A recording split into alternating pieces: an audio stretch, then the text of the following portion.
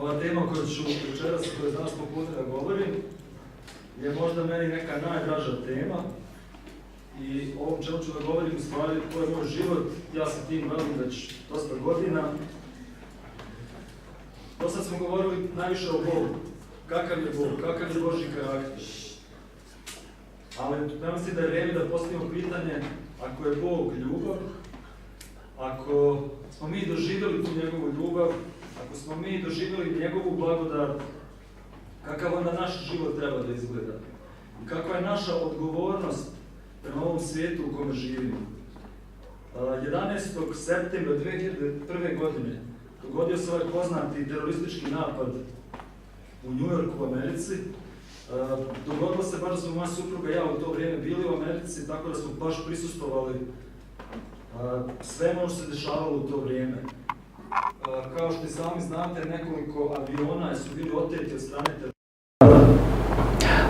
2 aviona su se zabila ovaj svjetski trgovinski centar. 3000 ljudi poginule tog dana. Ja se sjećam tih dana. Po cijeli dan svi mediji u svijetu su govorili o ovome. Svi političari svijeta su govorili o ovome, sve televizijske stanice su izvještavale, svi ljudi su znali o ovome. Sad zamislite da se ovako nešto dogodi danas. Ali ne u New Yorku, nego u 10 različitih gradova u svijetu. U 10 različitih gradova u svijetu istovremeno se dogode ovakvi napadi.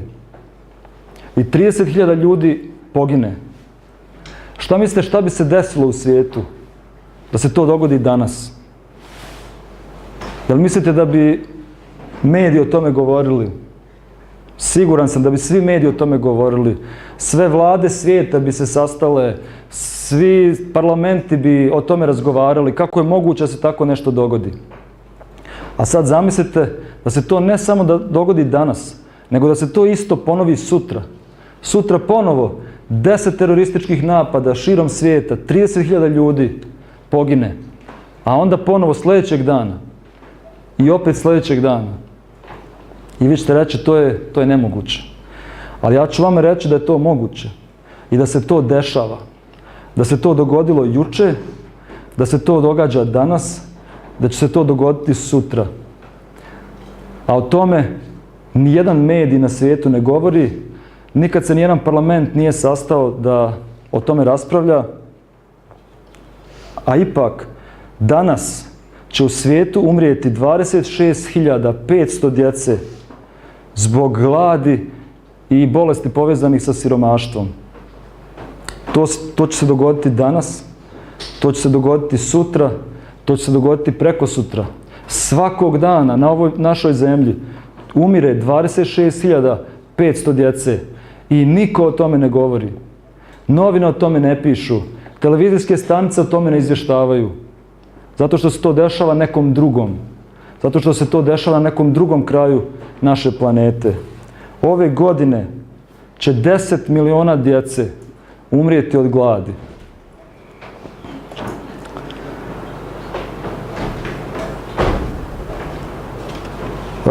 Evo pokušat ću da vam pokažem kako bi u stvari izgledao vaš život kad biste vi pripadali grupi od 1,2 milijarde ljudi danas na svijetu koji žive sa manje od $1 dnevno. 1,2 milijarde ljudi na svijetu živi sa manje od $1 dnevno. Ovako bi izgledao vaš život. Kad bismo ušli u vašu kuću, sav namještaj iz kuće morao bi da ode. Regali, stolovi, stolice, plakari, sve bi to moralo da ode. Ostavili smo samo jedan mali sto i jednu stolicu. Zatim otvaramo vaše ormare, sva vaša odjeća morala bi da ode, možete da ostavite samo jedno odijelo i jednu košulju. Onda ulazimo u kuhinju i naravno sve što se nalazi u vašim frižiderima, to sve mora da ide napolje. U stvari nema ni frižidera zato što nema električne energije. Svi električni uređaji bi morali da idu napolje, i šporeti, i frižideri. Sve što bi vam ostalo je jedno malo lonče brašna, malo bijelog luka malo šećera i soli i nekoliko krompira. To je sve što imate u kuhinji.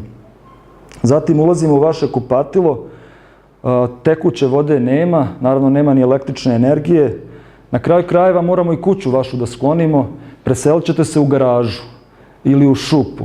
Zato što tako danas živi 1,2 milijarde ljudi na svijetu. Sve novine, časopisi, knjige, to sve mora da bude izbačeno. Saša, ti ne bi imao posla tamo. Ali nemate ni potrebe za tim, zato što niko u vašoj porodici ne zna da čita. Postoji u stvari samo jedan radio u cijelom selu, nema državnih službi, nema poštara, nema vatrogasaca, ima jedna škola, u toj školi imaju samo 2 razreda. Škola se nalazi 5 km daleko. Ima jedna ambulanta koja se nalazi 10 km daleko, u njoj radi samo jedna medicinska sestra. Do ambulante možete doći biciklom, pod uslovom da imate bicikl, ali to je jako malo vjerovatno. Sva vaša ušteđevina mora da ode, ostavit će vam samo 3 eura ušteđevine koju imate. Ovako danas živi 1,2 milijarde ljudi na ovom svijetu. Osim njih, drugih 1,6 milijardi ljudi živi sa $2 dnevno ili sa manje od $2 dnevno. To je ukupno 2,8 milijardi ljudi u svijetu koji žive sa manje od $2 dnevno. Želim da vas upoznam sa Richardom. Richard je 13-godišnji dječak čiji su roditelji umrli od AIDS-a. On brine o svoja 2 mlađa brata. Nema odraslih ljudi u njihovom životu. Zato što svi odrasli ljudi u ovom selu su umrli od AIDS-a. Nema nikog da im priča priče kad idu na spavanje. Nema nikog da ih ušuška kad legnu. Nema nikog da ih pomazi. Smatra se da danas u Africi svakog dana 6.000 ljudi umire od AIDS-a, ostavljajući za sebe velike mase siročadi. Danas u Africi postoji 12 miliona siročadi. Postoje čitave pokrajine, postoje sela gdje djeca žive sama, nema odraslih osoba. Djeca lutaju po ulicama. Ono što je interesantno, liječenje protiv side ima 100% učinak. Ti ljudi nikad u životu nisu koristili lijekove i virusi nisu otporni na lijekove. Problem je u tome što samo 3% bolesnih ljudi u Africi mogu da priušte liječenje koje košta $140 godišnje. To je manje od $0,5 dnevno.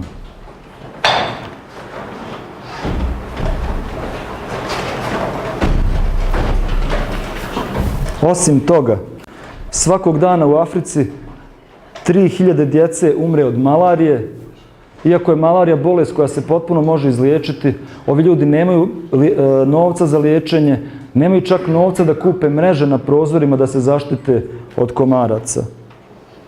Tako izgleda život na jednom dijelu naše planete. A sada pređemo na drugi dio planete. Dio svijeta gdje mi također živimo. U ovom dijelu svijeta svake godine na naoružanje se troši 1,5 trilijona dolara. Ne znam da li znate koliko je to. To je 1500 milijardi dolara. Svake godine se troši na naoružanje.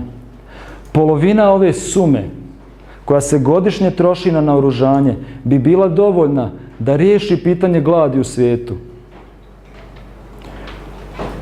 Osim toga, na zabavu u našem dijelu svijeta se troši 2 trilijona dolara ili 2000 milijardi dolara svake godine. Najporazniji i najžalosniji podatak do koga sam došao kaže ovako. Socijalni radnici koji su ispitivali faktore koji oblikuju stavove ljudi prema stvarima kao što su pitanje gladi i siromaštva, su otkrili da religija ne igra nikakvu ulogu u tome. Jel vjerujete vi ovo? Socijalni radnici koji su ispitivali faktore kakve stavove ljudi imaju prema siromašnima i gladnima, kažu religija uopšte ne igra ulogu u tome. religiozni ljudi nemaju nimalo više saosjećanja prema siromašnima i gladnima od onih koji nisu religiozni.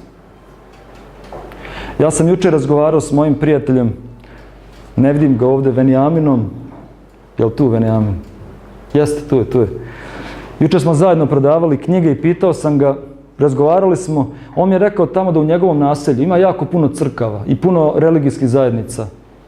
Protestantskih crkava, velikih crkava, džamija. Ja sam ga pitao tada, jel ima i jedna crkva koja služi ljudima? Jel ima i jedna crkva koja je otvorila fabriku da ljudi mogu da se zaposle i rade? Jel ima i jedna crkva koja omogućuje radna mjesta ljudima da mogu da rade? On je rekao, nema ni jedne. Toliko crkava u mjestu sa tolikim potrebama, gdje ljudi teško mogu da nađu zaposlenje. Nikome nije stalo. Jedan pastor u Americi brojao je u Bibliji sve stihove koji govore o socijalnoj pravdi. Znate koliko ih je izbrojao? Šta mislite? Izbrojao je 2000 stihova u Bibliji koji govore o socijalnoj pravdi. A znate šta je onda uradio? Onda je uzeo makaze i sve te stihove, tih 2000 stihova je isjekao u svojoj Bibliji. I onda je došao u svoju crkvu, otvorio tu Bibliju i rekao, braćo i sestre, ovo je naša američka Biblija, puna je rupa. Ja bih rekao, moji prijatelji dragi, i naša makedonska, i naša bosanska, i naša srpska Biblija puna je rupa. I naše evanđelje je puno rupa. Zato što se Bog u Bibliji stalno otkriva kao Bog siromašnih, Bog potlačenih, Bog gladnih. Ajde da pročitamo neke tekstove iz Biblije. Priče Solomonove 14:31. Ko čini krivo ubogome, sramoti stvoritelja njegova, a poštuje ga ko je milostiv siromahu. Mi poštujemo Boga ako smo milostivi siromasima. Kaže dalje, Gospodu pozajma ko poklanja siromahu i platit će mu za dobro njegovo. Kad mi dajemo siromašnim ljudima, mi posuđujemo Bogu i Bog obećava da će nam platiti. Zatim dalje, Psalam 146. Hvali dušo moja Gospoda koji je stvorio nebo i zemlju, more i sve što je u njima, koji drži vjeru uvijek, koji čini sud onima kojima se čini krivo, daje hranu gladnima, Gospod riješi svezane, Gospod otvara oči slijepima, podiže oborene, Gospod ljubi pravednike, Gospod čuva došljake, pomaže siroti i udovici, a put bezbožnički prevraća. Pa onda Isus kaže u evanđeljima, kad daješ objed ili večeru, ne zovi prijatelja svojih, ni braće svoje, ni rođaka svojih, ni susjeda bogatih, da ne bi oni tebe kad pozvali i vratili ti. Nego kad činiš gozbu, zovi siromahe, kljaste, hrome, slijepe. I blago će ti biti što ti oni ne mogu vratiti, nego će ti se vratiti o vaskrsenju pravednih. A da vas pitam, koliko hrišćana poznajete koji ovo rade?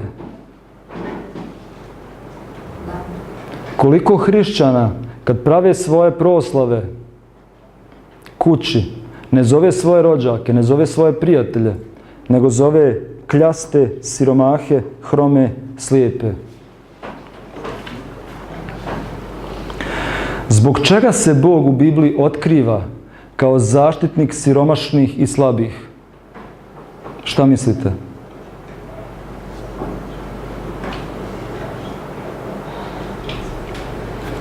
Zašto?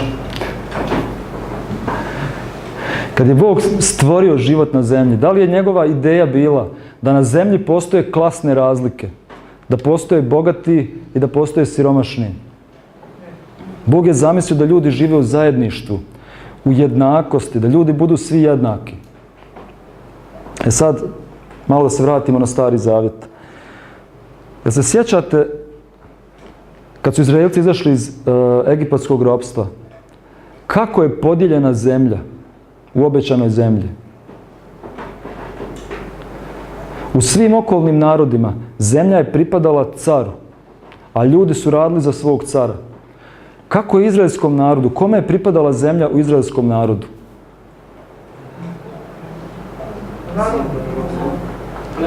Nije pripadala caru. Pripadala je narodu. Ali kako je ta zemlja bila podijeljena? Da se sjećate ako ste čitali nekad tamo?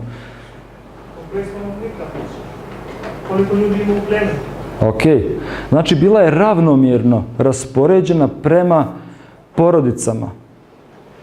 U to zemljoradničko vrijeme, u tom zemljoradničkom društvu, zemlja je bila osnovni kapital. Ako ste imali zemlju, onda ste mogli da radite i da živite od svog rada. Mogli ste da prosperirate. I svako je dobio podjednak, mi kažemo danas početni kapital. Svako je dobio jednak osnovni kapital. Mogao je da radi, da živi i da prosperira. E sad pitanje jedno. A šta u slučaju, ne znam, jedna porodica, otac umre, nema ko da radi zemlju, djeca su mala, žena mora da proda ovu zemlju da bi mogla da prehrani svoju porodicu. Na kraju moraju da postanu robovi negdje da bi preživjeli. Bog je imao rješenje i za ovakve situacije. Ne znam da li ste nekad čitali ove tekstove, ali ja vas pozivam da pronađete zajedno sa mnom. 3. Mojsijeva 25. glava.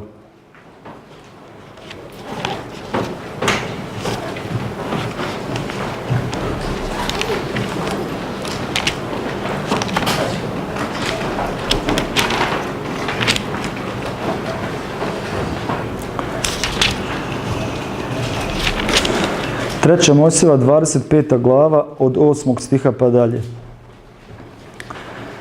Kaže ovako: i nabroj 7 sedmina godina, 7 puta po 7 godina, tako da ti 7 sedmina godina bude 49 godina.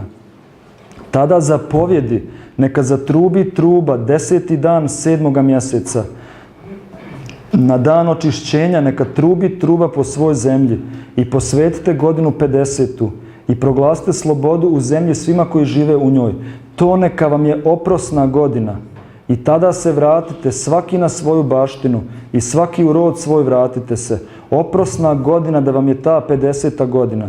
Nemojte sijati niti žanjite što samo rodi te godine. Niti berite grožđe u vinogradima nerezanim, jer je oprosna godina.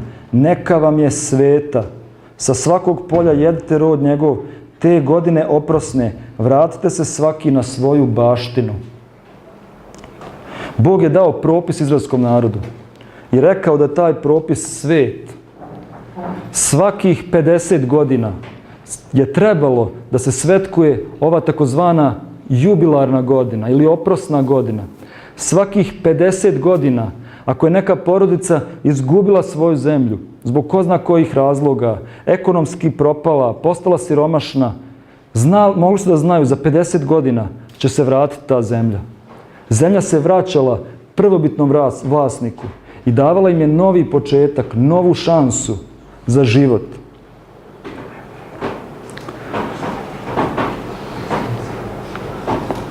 Osim ovih jubilarnih godina, koji su svetkovali svakih 50 godina, postojale su i takozvane oprosne subote, koje su se svetkovale svakih 7 godina. Hajde da pročitamo neke od tih tekstova. 2. Mojsijeva 23. glava.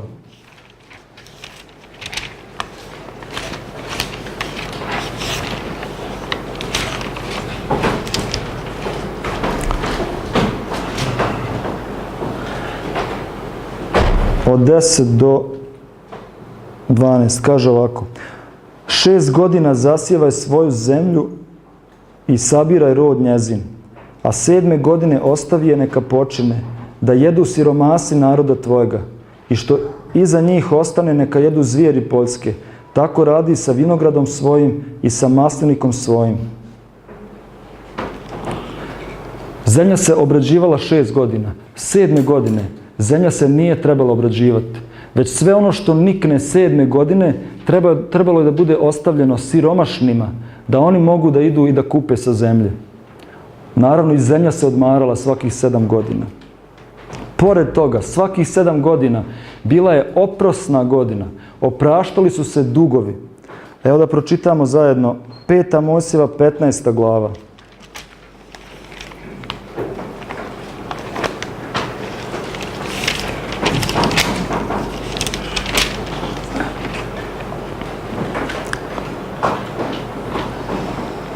Od 1 do 10. Svake 7. godine opraštaj, a opraštanje da biva ovako. Kome je ko dužan što? Neka oprosti što bi mogao tražiti od bližnjega svojega. Neka ne traži od bližnjega svojega i od brata svojega, jer je opraštanje Gospodnje oglašeno.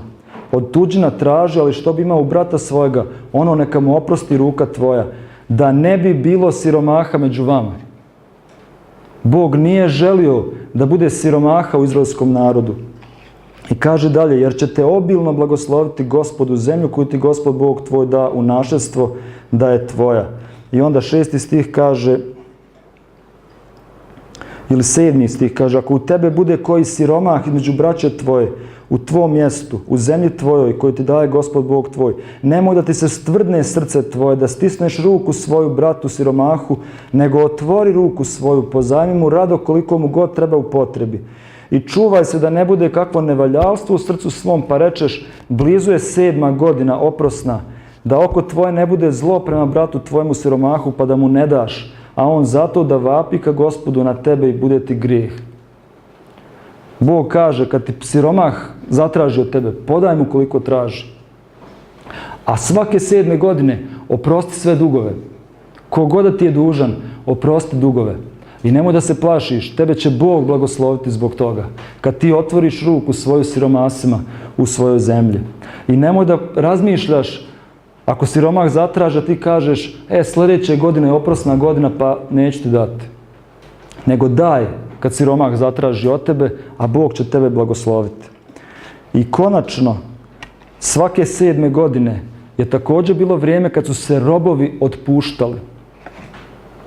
Evo možda čitamo od 12. stiha. Kaže, ako ti se proda brat tvoj Jevrejin ili Jevrejka, neka ti služi 6 godina, a 7. godine otpusti ga od sebe slobodna.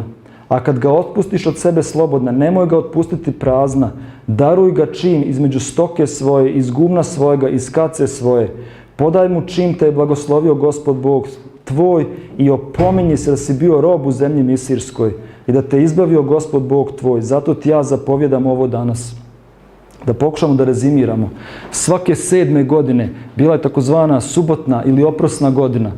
Te godine zemlja se nije obrađivala. Sve što rodi, siromasi su mogli da kupe. Te godine opraštali su se dugovi. Kogod mi je bio dužan, ja mu opraštam sve. I te godine robovi su se oslobađali. Ako neko zapao u ropstvo, jer više nije mogao sam da živi, služio je 7 godina u tom domu, poslije 7 godina prestao je da bude rob, njegov gospodar je trebao ne samo da ga otpusti, nego je trebalo da mu pomogne, da mu da od svoje stoke, da mu da nešto od svog imanja koje ima, da bi on opet mogao ispočetka da počne.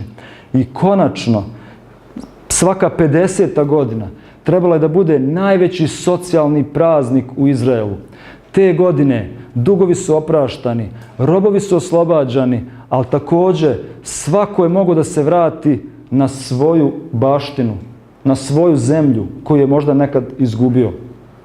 I ta 50. godina bila jedan potpuno novi početak za siromašne ljude u zemlji. Nažalost, kad čitate Stari Zavjet, vidjet ćete da Izraelci nikada nisu poštovali ova Božja pravila. Iako je Bog rekao za ove praznike da su sveti, oni to nikada nisu poštovali. Nije zabilježeno u Starom Zavjetu ni jedan put, osim jednog, da su svetkovali jubilarnu godinu. Samo je zapisano jednom kad ih je vavilonska vojska opkolila, car se prepao i onda je rekao, vratite se svi na svoju baštinu. Slavit ćemo jubilarnu godinu, ali u suštini to nikada nisu svetkovali. Zbog čega nisu svetkovali? Zato što bogatim ljudima to nije odgovaralo.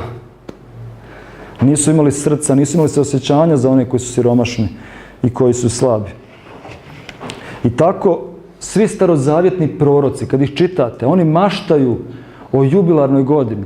I oni pišu i maštaju o tome, kada Mesija dođe, on će uspostaviti jednakost među ljudima.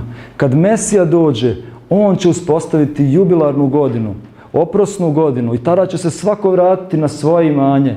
Svako će da jede i sjedi ispod svoje loze i svoje smokve. Čitate starozavjetne proroke, o tome oni pišu.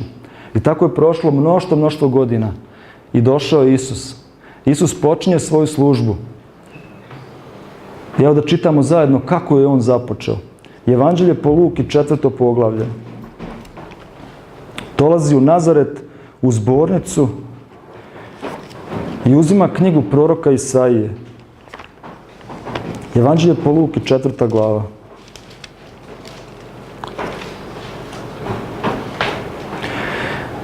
I dođe u Nazaret gdje biješe odrastao i uđe po običaju svome u dan subotni u zbornicu i ustade da čita. I daše mu knjigu proroka Isaije i otvorivši knjigu nađe mjesto gdje biješe napisano: Duh je Gospodnji na meni, zato me pomaza da javim evanđelje siromasima. Posla me da iscijelim skrušene u srcu, da propovijedam zarobljenima da će se otpustiti i slijepima da će progledati, da otpustim sužnje i da propovijedam prijatnu godinu Gospodnju. I zatvorivši knjigu dade sluzi pa sjede. I svi u zbornici gledahu na nj i poče im govoriti: danas se izvrši ovo pismo u vašim ušima. Znate šta znači ova prijatna godina Gospodnja? To je ta jubilarna godina koju izraelski narod trebao da svetkuje, a nije nikada svetkovao. Isus kaže: Duh je Gospodnji na meni, Bog me poslao da budem borac za siromašne, da propovijedam radosnu vijest siromašnima, da oslobodim zarobljene i da propovijedam jubilarnu godinu. Kad gledate cijelu Isusovu službu, Isus govori i živi i propovijeda evanđelje o carstvu. O kom to carstvu Isus propovijeda? Je li Isus propovijeda o nekom carstvu koje će doći za 3000 godina kasnije? Isus govori ljudima tog vremena, jer je carstvo Božje u vama, jer je carstvo Božje među vama, jer je carstvo Božje došlo sa mnom. Isus je započeo projekat carstva Božjega na ovoj zemlji i on će ga dovršiti kad bude ponovo došao. Ali u međuvremenu mi možemo da živimo život carstva Božjega ovdje na zemlji i da širimo i propovijedamo i promovišemo principe carstva Božjega, principe jednakosti, principe mira, principe ljubavi. Tako je apostolska crkva stvarno živjela. Evo da otvorimo djela apostolska.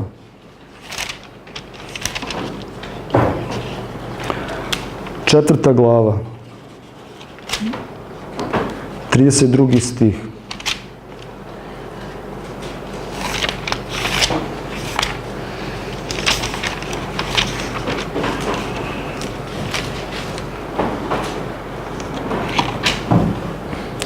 A u naroda koji vjerova biješe jedno srce i nijedna duša, i nijedan ne govoraše za imanje svoje da je njegovo, nego im sve biješe zajedničko.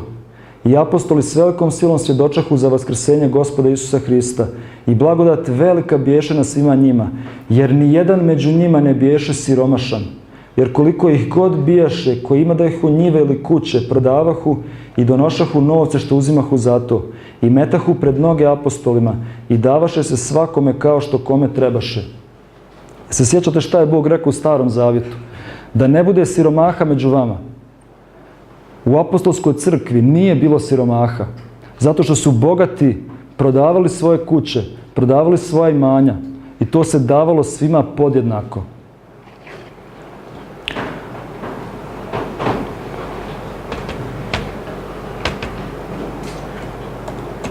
Treba će nam ponovo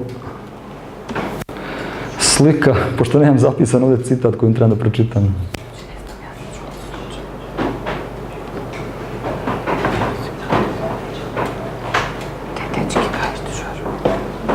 Se ugasio možda. Gaz alıyorum, koymuş olmak gibi. Не пиво воды.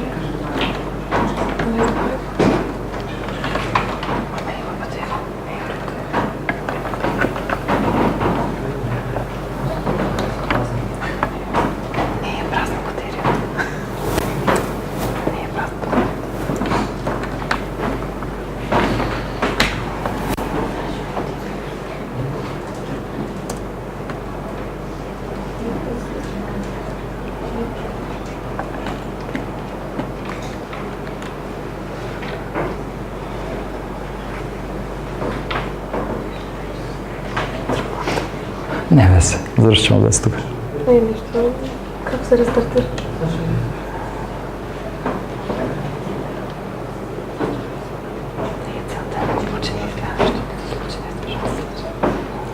Dobro, ne veze. Ok, ja ću pokušati da prepričam ono što je trebalo da piše tu. Svjetovni istoričari su pokušavali da otkriju kako je grupa neobrazovanih, mala grupa neobrazovanih ljudi za jedno kratko vrijeme uspjela da promijeni cijeli svijet. To nisu bili hrišćani, nego svjetovni istoričari. I onda su pisali o tome.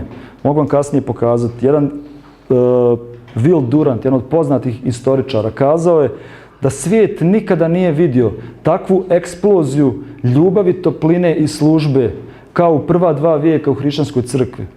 Hrišćani su pomagali ne samo siromašnima, nego u vrijeme velikih pomora. Pomagali su ljudima sa kugom, izlažući sebe riziku da umru. Nešto što niko drugi nije želio da radi. Hrišćani su podizali bolnice brojem kakve svijet nikada nije vidio. Takvu eksploziju služenja, topline i ljubavi, on kaže, svijet nikada nije vidio. Rezultat svega toga koji je bio? Rezultat takvog rada, takve nesebične službe. Kaže u djelima apostolskim, a Gospod svaki dan umnožavaše društvo onih koji se spašavahu. To obnovljeno zajedništvo među ljudima je dovelo do rasta crkve. Mi danas želimo da crkva raste i da se Božja riječ propovijeda.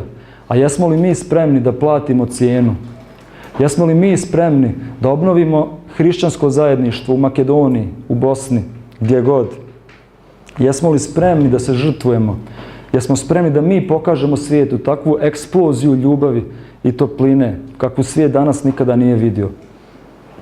Ja vas pozivam, dragi moji prijatelji, da koristite svoje talente, ne samo ovdje u crkvi, nego također izvan crkve. Bog vas je pozvao, Bog vam je dao sposobnosti i talente da mijenjate svijet, da činite svijet boljim mjestom za život, da širite carstvo Božje tamo gdje god da se nalazite, da stojite na strani onih koji su potlačeni, koji su odbačeni, jer onda stojite na Božjoj strani. Amin. Amin.